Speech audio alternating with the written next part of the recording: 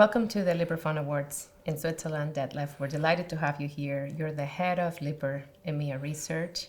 And today we're here to talk about the fund industry. So what a great place to start. And why don't we talk about what trends you're seeing in the European fund industry?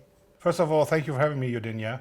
Well, Europe last year suffered high outflows from mutual funds. That was to be expected in the environment like that. Nevertheless, we saw inflows in some categories, especially in equity global, which was the best-selling asset type for the year. And we also had good inflows into money market funds, which were triggered at the end of the day by the LDI crisis in the UK.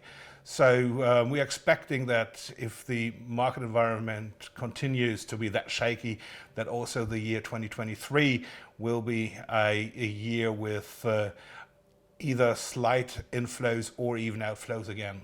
Detlef, the active versus passive is a hot topic in the media today. What are your thoughts on that? Well, it's not only a hot topic in the media, it's also a hot topic in the industry. And as a market observer, we witnessed last year a trend that repeated itself from the history. So we saw outflows from active managed mutual funds and inflows into ETFs and index tracking mutual funds. So now one may ask, why is that? Because we know that passive funds will lose the same amount than the markets do when the market goes down.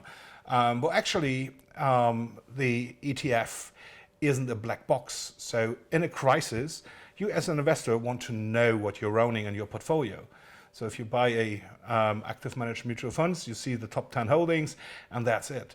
An ETF shows you 100% of the portfolio, and you can trade it in every second. So if you buy a mutual fund, you have T+2 to get your money in and to get your money out, which means you don't know for which price you're actually buying or for which price you're actually selling. With an ETF, you get immediately pricing, so you know exactly what you paid, you know exactly what you get back.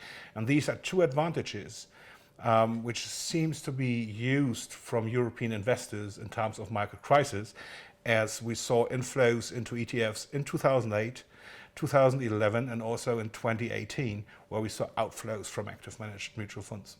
Detlef, you and I were talking about earlier about how the ESG trend is continuing. Can we talk about what the product trend is?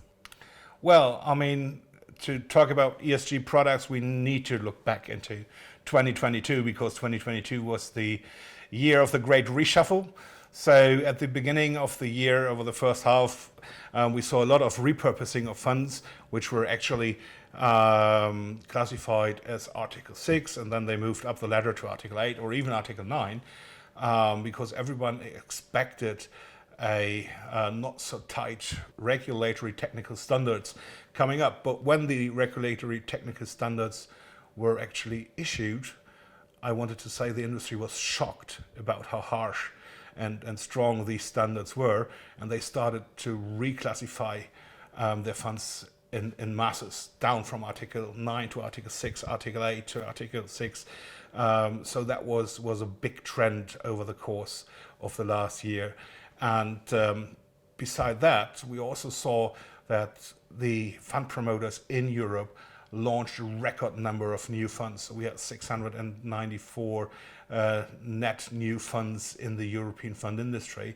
And a lot of these funds were based on ESG-related themes and topics. So ESG is a strong topic for the European fund industry and for European investors, and it will continue to do so in the next few years. I don't expect this trend to be over quite soon. Thank you, Detlef. Have a wonderful time tonight.